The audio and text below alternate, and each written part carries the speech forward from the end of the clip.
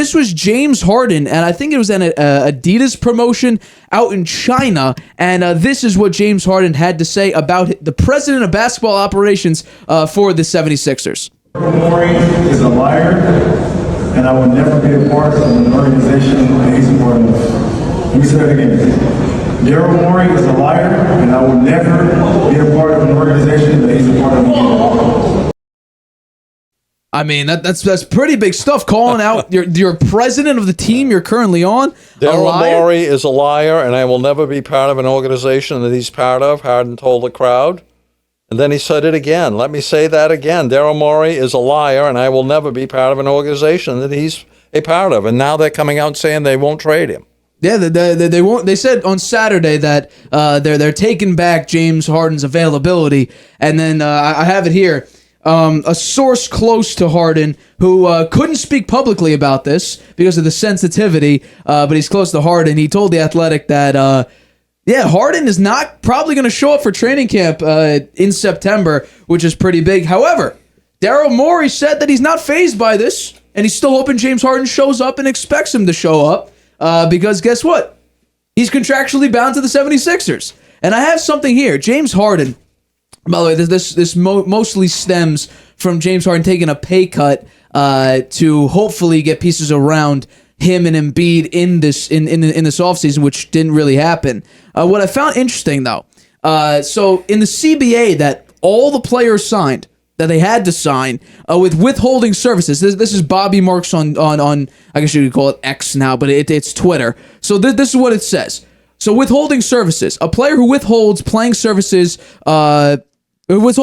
called for by a player contract for more than 30 days after the start of the last season covered by his player contract shall be deemed not to have completed his player contract by rendering the playing services called for thereunder. Accordingly, this is where it gets big. Accordingly, such a player shall not be a veteran free agent and shall not be entitled to negotiate or sign a contract with any other professional basketball team unless and until the team for which the player last played expressly agreed otherwise.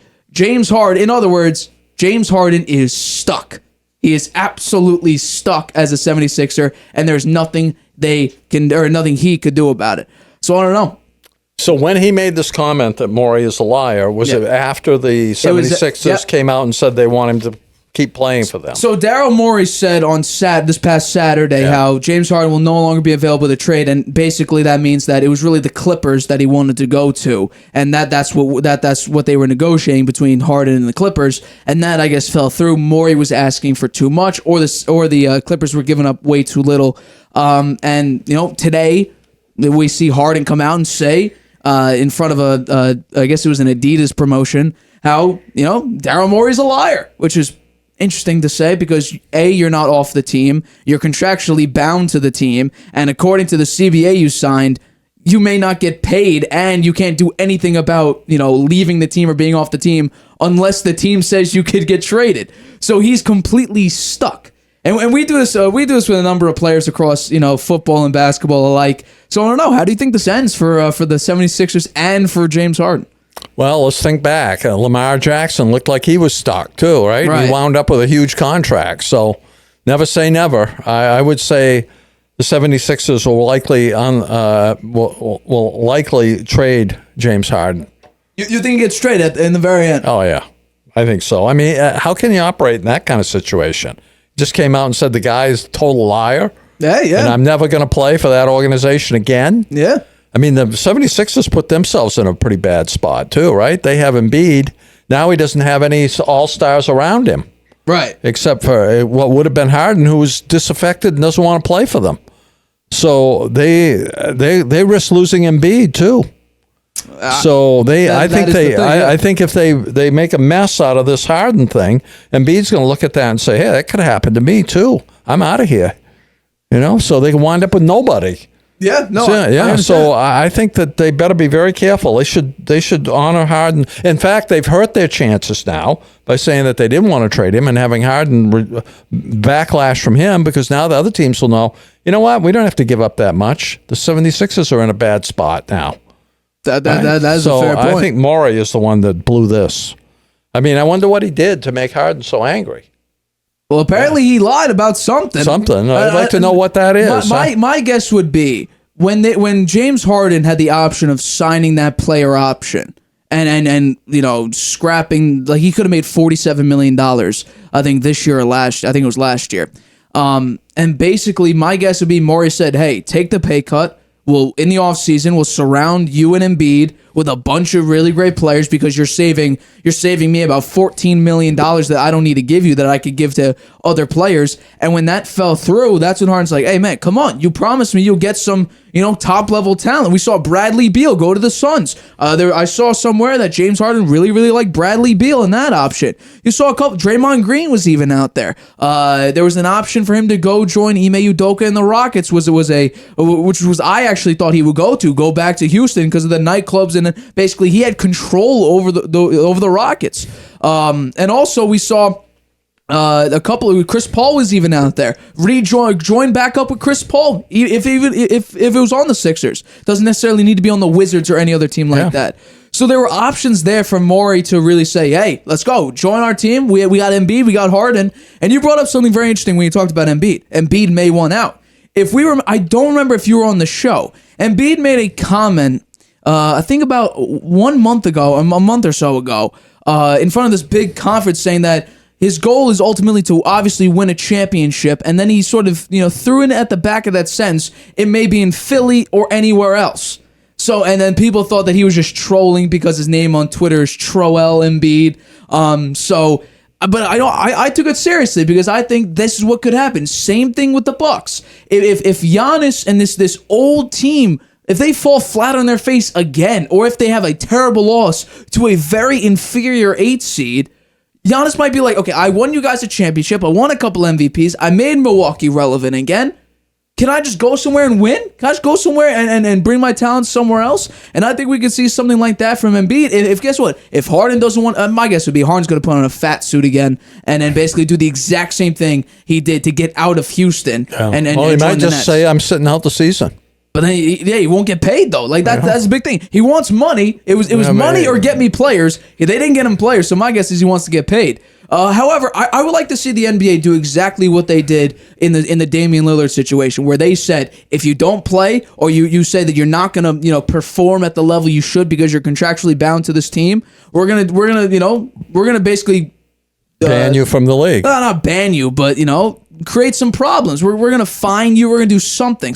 We're going to do something. I want to see the NBA come out and do the same thing for James Harden because he's calling it the president of his team a liar. He's probably not going to put in the same amount of effort he would if he did get traded to the Clippers. I think this is going to become a situation, and I want to see the NBA do everything, be smart about this. Make it equally. Your image has not been great the past season or two with the John Morant situation, now with the Dame situation, and now we have a James Harden situation calling his owner a liar and saying that he would never play. What's the quote again? He'll never play for another organization or something like that. What is it? Says, "I will never be part of an organization he's a part of." So, I mean, the NBA is very player. It's player run. It's one of like the very, very few organizations or leagues, professional sports that the players really run the league. Now, obviously, there's owners, GMs, coaches, other executives. But the players are the ones that really have the power. The NFL, we saw Lamar Jackson make a big fuss over everything. He wound up with a big contract. But in reality, the Ravens had all the rights to it because they signed him to a non-exclusive franchise tag. Any team could have given him an offer, and the Ravens could have just said, "Okay, we'll take that offer." Yeah, but he was asking for way too much. And the team still won. They didn't get rid of him. Even though he could have threatened, "Oh, I'll be disappointed. I won't play as well as I should." There was a report that he could have been healthy for the playoffs last season, but he didn't play. There could have been many opportunities on not only on Lamar, but on several other players where they could have been disgruntled, but the team ultimately gets the upper hand because guess what? The NFL could we're seeing with running backs. Running backs are they feel like the market is severely suppressed, and whether that's true or not, you could literally just bring the next man up and say, "Okay, buy Saquon, buy Josh Jacobs, buy Austin Eckler.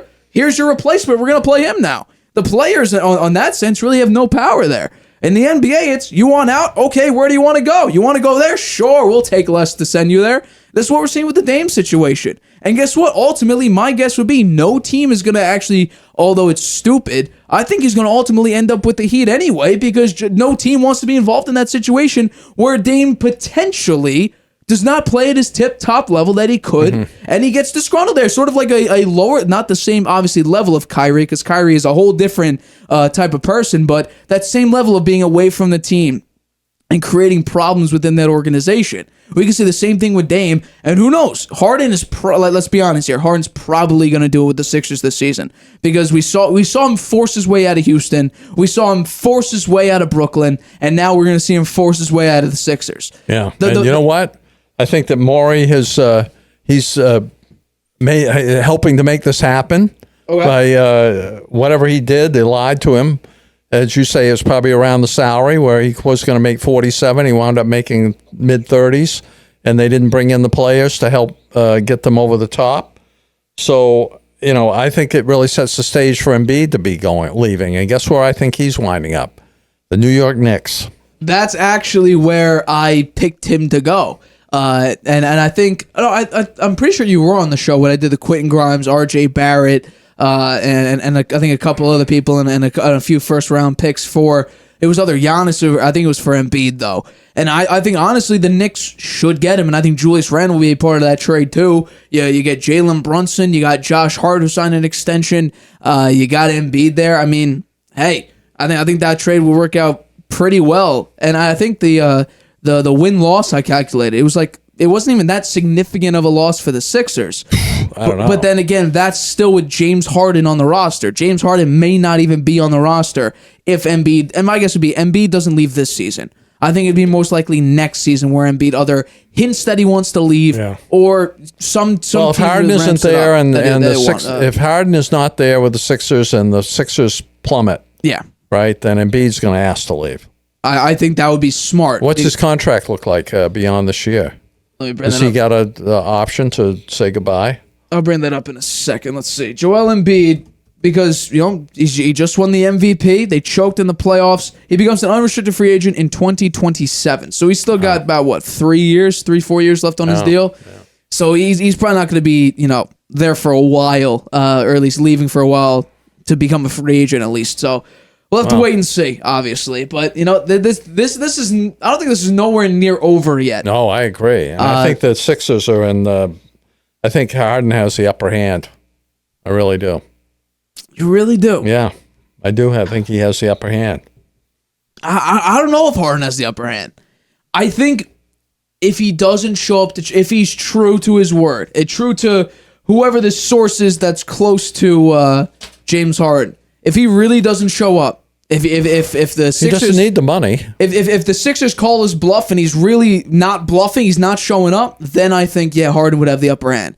But I think if the Sixers hold on strong and Morey says, "Hey, we want you at training camp. We want you here. We want you to be a Philadelphia 76er. We still think we can win with you and Embiid." Well, maybe if he throws him some more money, maybe he'll throw him some more money. I mean, after he called him a liar, I don't know why you would. Yeah. So I don't know. Yeah. But this situation is very far from over, and we'll have to see in September, when September rolls around, if James Harden does show up to training camp in Philly.